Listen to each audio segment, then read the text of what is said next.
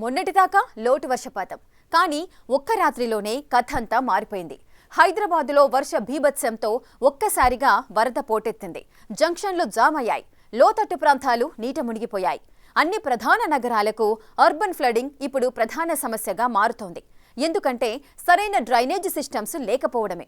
అయితే ఇప్పుడు హైదరాబాద్ కథ మార్చేందుకు రంగం సిద్ధమవుతోంది. మరి ఆ స్టార్మ్ వాటర్ మాస్టర్ ప్లాన్ ఏంటి, ఎలా పనిచేస్తుంది? హైదరాబాద్లో చినుకు పడిందంటే భయం. ఎందుకంటే జంక్షన్లన్నీ జామ్ అవుతాయి. ఒకసారి ఐటీ కారిడార్లు ఈ సీన్ చూడండి.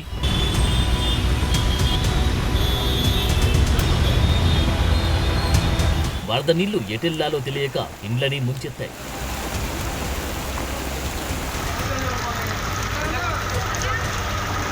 ఇక్కడ చూడండి, అపార్ట్మెంట్ సెల్లార్లన్నీ చెరువులుగా మారిపోయాయి. బండ్లు, కార్లన్నీ మునిగిపోయాయి. పనికొస్తాయో లేదో డౌట్. ఇక్కడ చూడండి, రోడ్లపై నడుములోతు నీళ్లు. పిల్లలు ఇటుగా వచ్చే పరిస్థితే లేదు.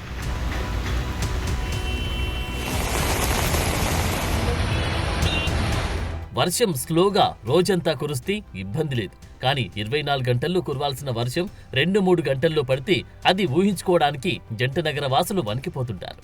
సరిగ్గా ఆగస్టు 7న అదే జరిగింది. ఆకాశానికి చిల్లు పడిందా అన్నట్లుగా కుంభవృష్టి కురిసింది. కోటికి పైగా జనముండే నగరం ఇది. అసలే ఆఫీసులు ముగిసే టైంకు పడడంతో ఇంకేముంది, జనాలంతా అడ్డంగా బుక్కయ్యారు. ముందుకు వెళ్లలేరు, వెనక్కి రాలేరు. నరకం చూశారు సిటీ జనాలు. ఇక్కడ చిన్నపాటి వర్షానికి మొత్తం మోకాల్లోతు వాటర్ నిలబడడం అయితే జరుగుతుంది. జిహెచ్ఎంసీ నిజంగా వేస్ట్ ఫెయిల్యూర్ ఏరియాలో మొత్తం మోకాల్లోతు వాటర్ చూడండి. గంట అయింది వెహికల్ ముందుకు పోయిందో లేదు. పాపం ఒక అతనే ఉన్నాడు, అతను హెల్ప్ఫుల్గా మొత్తం మేమందరం కూడా ఇక్కడ టీమ్గా ఏర్పడి అతను హెల్ప్ చేస్తున్నాం. నిజంగా చాలా అంటే చాలా కూడా ఇప్పటికి కూడా ఏ రెస్పాన్స్ టీం కూడా ఇక్కడికి రాలేదు. అక్కడ ఉన్న కృష్ణానగర్ రోడ్ పైన ఉన్నారు అందరు టీం అక్కడ ఉంది, కానీ ఎక్కడ ఎవరు రావట్లేదు. మెయిన్ పాయింట్ ఇది. అక్కడంటే దగ్గర 10 మంది ఉన్నారు, ఇక్కడ చూడడానికి ఎవ్వరు లేడు. Main point waste. గవర్నమెంట్ వాళ్ళ ముందుకు వచ్చి ఇలా చేయడం జరుగుతుంది. చూడండి ఎన్ని వెహికల్స్ మొత్తం బ్లాక్ అయిపోయింది. నల్ల వాటర్ మొత్తం నల్ల డ్రైనేజ్ వాటర్ మొత్తం కూడా ఓపెన్ చేస్తారు. మనుషులు కూడా పడిపోయే సిచ్యువేషన్ ఉంది. కానీ ఇక్కడ ఏ జిహెచ్ఎంసీ అధికారి కూడా రాలేదు, ఎవరు పట్టించుకోలేదు. ఒక అతనే పాపం చేస్తా ఉన్నాడు. అతను హెల్ప్ఫుల్గా మేమందరం కూడా ముందుకు వచ్చి అతనికి సాయం చేస్తున్నాం. అంతే, మా పని అయితే కాదు, కానీ ప్రజలకు ఇబ్బంది కలగకుండా చూడాలనేదే ఒక ఆలోచన విధంగా మేము ముందుకు వచ్చి హెల్ప్ చేస్తా ఉన్నాం. వర్షపు నీళ్లు ఎటో ఒక దిక్కుకు వెళ్లాల్సిందే. లోతట్టు ప్రాంతాల వైపే ముంచెత్తుతాయి. అయితే నీళ్లు వెళ్లాల్సిన మార్గాల్లో ఆక్రమణలు, నాలాలు కొంచుకుపోవడం, చెరువులు కబ్జాకు గురవడం, వీటితో ఎటు వెళ్లలేక కాలనీలు, ఇండ్లనే ముంచెత్తుతున్నాయి. ఫలితంగా జనమే ఇబ్బంది పడుతున్నారు. నిజానికి ఏ నగరమైనా విస్తరించేటప్పుడు భవిష్యత్తును దృష్టిలో పెట్టుకుని మాస్టర్ ప్లాన్స్ ఉండాలి. అయితే కొన్ని చోట్ల ఆక్రమణలు, చెరువులు కుంచుకుపోవడంతో నీళ్లు వెళ్లే ఫీడర్ ఛానల్స్ మోసుకుపోయాయి. అందుకే ఈ అవస్థలు. మా ప్రస్తుతం అయితే మా ఆస్తులన్నీ, మా పేపర్స్ అన్నీ, మాకు కావాల్సిన ఇంపార్టెంట్ ఫైల్స్ అన్నీ మొత్తం తడిచిపోయాయి. కానీ మేమేం పరిస్థితిలో ఉన్నామంటే, మా ఇంటి ముందు పేపర్స్ అవన్నిటికన్నా ముందు ప్రాణాలు కాపాడుకోవాలన్న ఇంపార్టెంట్ పనిలో ఉన్నామన్నమాట. ఎక్కడికి వెళ్ళాలో తెలియదు. ఇదంతా మునిగిపోయింది. ఇదంతా అసలు భయంకరంగా మునిగిపోయింది. చిన్నపిల్లలు ఉన్నారు, చిన్నపిల్లల్ని తీసుకొని ఎక్కడికి వెళ్ళాలి? మరి గ్యాసు, మరి అవన్నీ ఫ్రిడ్జ్ అవన్నీ నీళ్ళలో ఇట్లా తేలిపోయినాయి అనమాట. వాటర్ పోయేందుకు మార్గం లేదు మేడం. ఇక్కడ ఫస్ట్ ఆఫ్ ఆల్ ఒక పక్కన కోటి అంబియన్స్ అనేసి అపార్ట్మెంట్స్ తీశారు. అక్కడికి వెళ్ళే ఫస్ట్ అసలు వాటరు.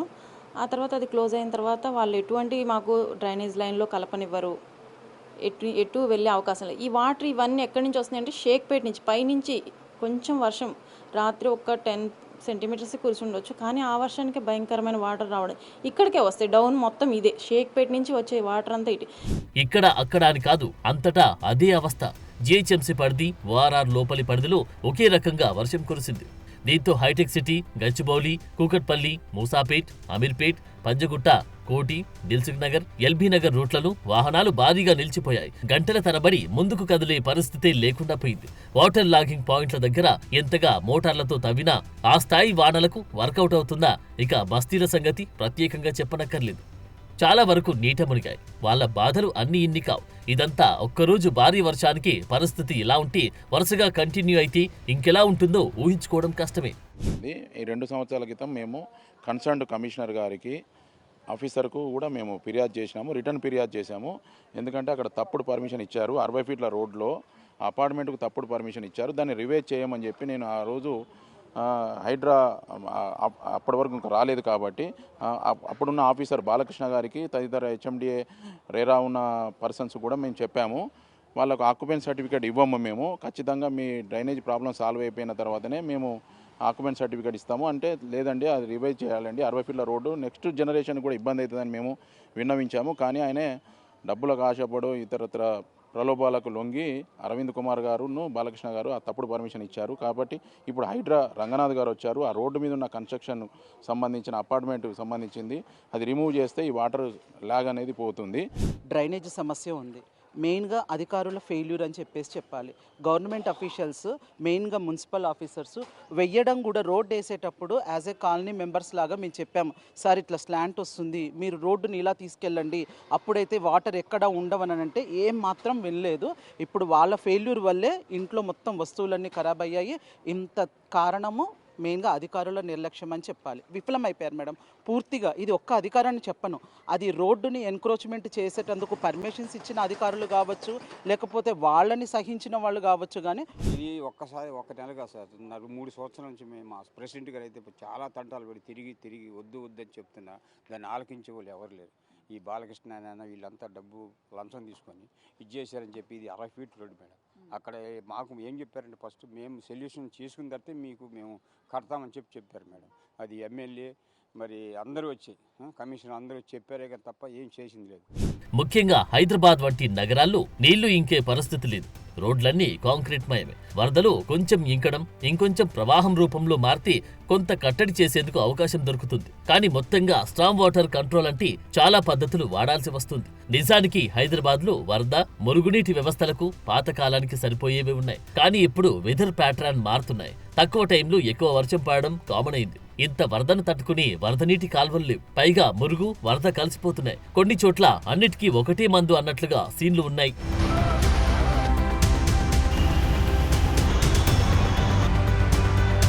హైదరాబాద్ లో పైకి చూస్తే ఫ్లైఓవర్లు రోడ్లు బాగానే ఉంటాయి. కానీ భూగర్భంలో పరిస్థితి ఏంటి అంటే వ్యవస్థలు అస్సలు బాగలేదు. నిజానికి వరద నీటి వ్యవస్థను బాగు చేయాల్సి ఉన్నా అది పూర్తిగా చేయలేకపోయారు. ప్రపంచంలోని అత్యుత్తమ పద్ధతులను ఇప్పుడు వాడాల్సి ఉంటుంది. వరద వస్తే ఒక పకడ్బందీ వ్యవస్థ ద్వారా ఎక్కడికక్కడ డిస్ట్రిబ్యూట్ చేసే సిస్టమ్ కావాలి. అందుకే జీహెచ్ఎంసీ ఒక integrated storm water drainage network మోడల్ను రెడీ చేసింది. దానికి రాష్ట్ర ప్రభుత్వం ఆమోద ముద్ర వేసింది. ఒక్క రాత్రి వర్షంతో ఒక్క దెబ్బకు హైదరాబాద్లో 16% అధిక వర్షపాతం నమోదైంది. మొన్నటిదాకా లోటు వర్షపాతం ఉన్న హైదరాబాద్ రాత్రికి రాత్రే అది కూడా 2-3 గంటల వర్షంతో సర్ప్లస్కు చేరిందంటే పరిస్థితి ఏంటో అర్థం చేసుకోవచ్చు. మరి ఇలాంటి భారీ వర్షం ఉన్న హైదరాబాద్లో స్ట్రాంగ్ వాటర్ మేనేజ్మెంట్ ఎలా ఉండాలి? సిటీల్లో వరద కంట్రోల్ విషయంలో ఎలాంటి కొత్త టెక్నాలజీ వచ్చింది? అర్బన్ ఫ్లడింగ్ ప్రపంచవ్యాప్తంగా ఒక మేజర్ ప్రాబ్లంగా ఉంది. ముఖ్యంగా అధిక జనసాంద్రత ఉన్న మన దేశంలోని మెట్రో నగరాల్లో ఈ సమస్య ఎక్కువ. ఈ ఇష్యూను అలాగే వదిలేస్తే చాలా సమస్యలొస్తాయి. వర్క్ ఫోర్స్ కు ఇబ్బందులు, ట్రాన్స్పోర్టేషన్ స్లో అవటం, ఇవన్నీ ప్రొడక్టివిటీపై ఎఫెక్ట్ చూపిస్తాయి. మొత్తంగా ఎకానమీపై ప్రభావం పడుతుంది. నిజానికి రోడ్లపై ఎక్కడో చోట కొద్దిపాటి వాన నీళ్లు నిలిచిపోయినా ట్రాఫిక్ చాలా స్లో మూమెంట్ ఉంటుంది. ఇక పెద్ద ఎత్తున నిలిచిపోతే చెప్పనక్కర్లేదు.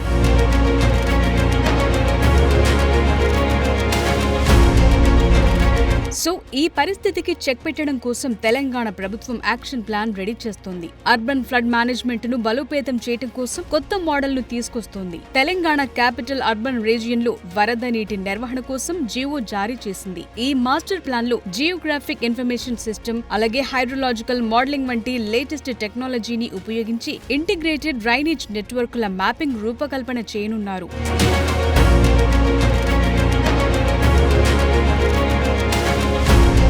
మూసీ నది ఉపనదుల ప్రధాన నీటి ప్రవాహాలు ఈ తెలంగాణ క్యాపిటల్ అర్బన్ రీజియన్ నుంచి ప్రవహిస్తాయి. వివిధ చెరువులు నీటి వనరులను కలుపుతూ వెళతాయి. ఈ చెరువులు నాలాల పరివాహక ప్రాంతాలు జీహెచ్ఎంసీ చుట్టుపక్కల జిల్లాలతో కనెక్టివిటీతో ఉన్నాయి. భారీ వర్షం కురిసినప్పుడు వరదతో వచ్చే నష్టాన్ని తగ్గించేందుకు ఈ ప్రణాళికలు ఉపయోగపడతాయి. టీసీయూఆర్ కోసం integrated strong water management master plan కోసం అర్హత కలిగిన కన్సల్టెంట్లు, సంస్థల నుండి ప్రతిపాదనలను ఆహ్వానించడానికి తెలంగాణ ప్రభుత్వం అనుమతిచ్చింది. ఇందులో జియో రెఫరెన్స్, డేటాబేస్ అభివృద్ధి, హైడ్రాలజిక్ మోడలింగ్ ఉంటాయి. వారు ఈ ప్లాన్ ను డిజిటల్ ఫార్మాట్ లో తయారు చేసిస్తారు. ఫైనల్ గా ఓ సంస్థను ఎంపిక చేసి పనులు అప్పగించనున్నారు.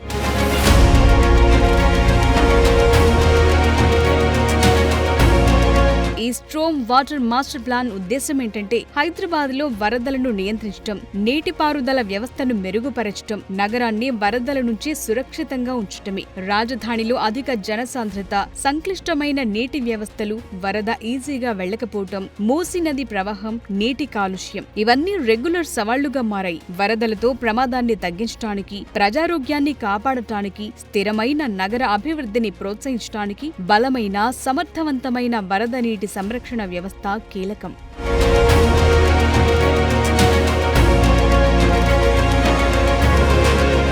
సరికొత్త ప్రణాళిక హైదరాబాద్తో పాటు ఔటర్ రింగ్ రోడ్ లోపల ఉన్న పట్టణ గ్రామీణ ప్రాంతాలను కవర్ చేస్తుంది. Geographic information system, hydrological modelling ఉపయోగించి నీటి ప్రవాహం, వరద ప్రమాద ప్రాంతాలను మ్యాప్ చేస్తారు. వీటికి తోడు గ్రీన్ సొల్యూషన్స్ టెక్నిక్స్ కూడా వాడతారు. అంటే ఎంత వర్షం పడ్డా వరద నియంత్రణ సహజ విధానాల్లో కూడా ఉండేలా చేస్తారు. అంటే నీళ్లు భూమిలోకి ఇంకేలా చూసుకోవటం, వరద నీటి పైప్ లైన్లపై ఒత్తిడి తగ్గించడం అన్నమాట. ఈ ప్రణాళిక వరదలను తగ్గించడంతో పాటు నీటి నాణ్యతను మెరుగుపరుస్తుంది, ఖర్చును తగ్గిస్తుంది. హైదరాబాద్ లోని ఐటీ హబ్లు, వాణిజ్య కేంద్రాలు, రెసిడెన్షియల్ ఏరియాల్లో సేఫ్టీ పెరుగుతుంది.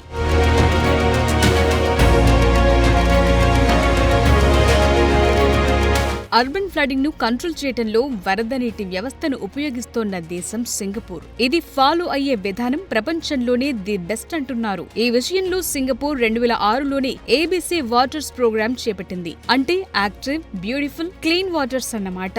వర్షపు నీటిని సమర్థంగా నిర్వహించడంతో పాటు నగర ప్రజల లైఫ్ క్వాలిటీ పెంచడంలో కీ రోల్ పోషిస్తోంది. నీటి ప్రవాహాన్ని పర్యవేక్షించడానికి సెన్సార్లు, రియల్ టైం డేటా విశ్లేషణను ఉపయోగిస్తారు. ఇది వర్షం తీవ్రతను అంచనా వేసి డ్రైనేజ్ వ్యవస్థను సమర్థవంతంగా నిర్వహిస్తుంది. ఈ పని ఒక్క ప్రభుత్వానిదే కాకుండా స్థానిక జనాన్ని నీటి నిర్వహణలో భాగస్వామ్యం చేస్తూ వారికి అవగాహన కల్పిస్తారు.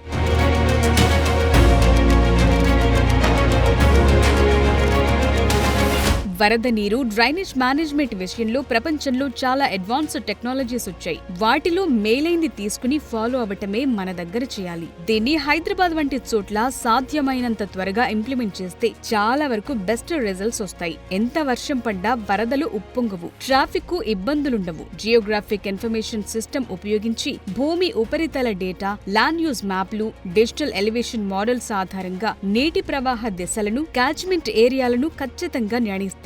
రియల్ టైం మానిటరింగ్, అలాగే సెన్సార్లతో అబ్జర్వేషన్ ఉంటుంది. దీంతో ఫాస్ట్ గా యాక్షన్ ప్లాన్ రెడీ చేసుకోవచ్చు. స్పెయిన్, అమెరికా, న్యూజిలాండ్ సహా చాలా దేశాల్లో surface water ground water integrated model సహా ఇతర టెక్నిక్స్ వాడుతున్నారు. GIS అలాగే హైడ్రోలాజికల్ మోడల్స్ తో వరద రిస్క్ మ్యాపింగ్, డ్రైనేజ్ డిజైన్ లో ఖచ్చితత్వం పెరుగుతుంది. సో ఇప్పుడు మన దగ్గర కూడా ఇలాంటి టెక్నిక్స్ వాడటం, వరద నీటి కాల్వలను విస్తరించటం, ఇంకుడు గుంతలు పెంచటం, వరద నీరు ఈజీగా వెళ్లేలా రూట్లు క్లియర్ చేయటం, ఇవన్నీ పూర్తయితే హైదరాబాద్ సేఫ్ గా మారుతుంది.